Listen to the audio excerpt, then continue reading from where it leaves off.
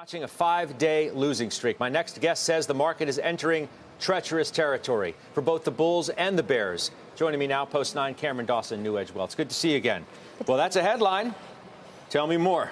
Yeah, we think it's dangerous for both bulls and bears right now, because if you are a bull today, the bearish story is pretty clear. We know that we have these headwinds from tighter liquidity, potential financial instability risks, headwinds from valuations, from earnings. Those are clear.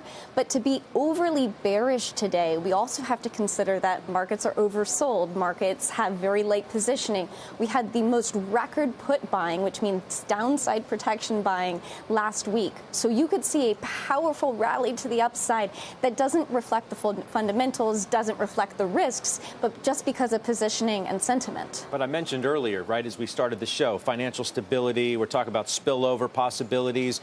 True or not, they're in the conversation at this point, right? We don't know if some of the issues in the UK and the bond market there, you can see certain things show up in our treasury market, our bond markets here, but we just don't really know what the ultimate outcome is going to be. Does that add to some degree of why you think it could be a treacherous territory ahead? Well, I think very much so, because one of the things that we heard from Yellen today is that financial stability is not a priority. It's not bad enough yet to be a priority for the Fed, for the Treasury. We also saw that with the Bank of England today, saying that they would stop the bond buying program at the end of this week.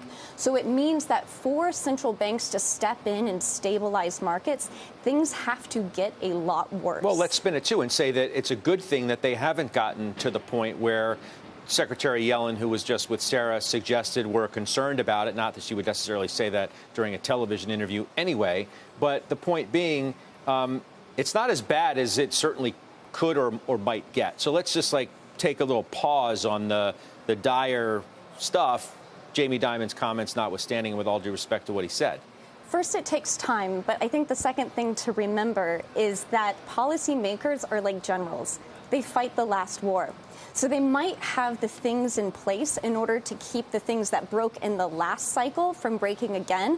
But what we don't know is where we could see pockets of weakness start to show up as they continue to deliver on what's the most rapid tightening policy since the early 80s. What about this 20% possible decline that Dimon's talking about? I mean, you're clearly negative on the market. Does that sound like too much? Reasonable? What?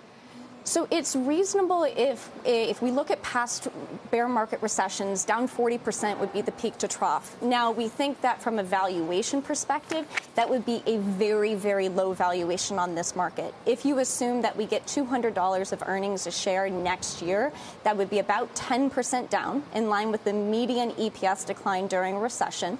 That would put you at just about 14 times earnings. That's essentially a trough multiple on trough earnings. And so if we got to that level, it would be a screaming buy opportunity. Okay. But that also would take time. I think that's really important to remember. A bear market to that degree, 40% peak to trough, usually takes a couple of years. And we can see big rallies along the way. And I think it's never a straight line down. Yeah, there's price, there's time, right? As we always talk about with these bear markets. And we will follow it. Thank you. That's Cameron Dawson joining us from NewEdge once again.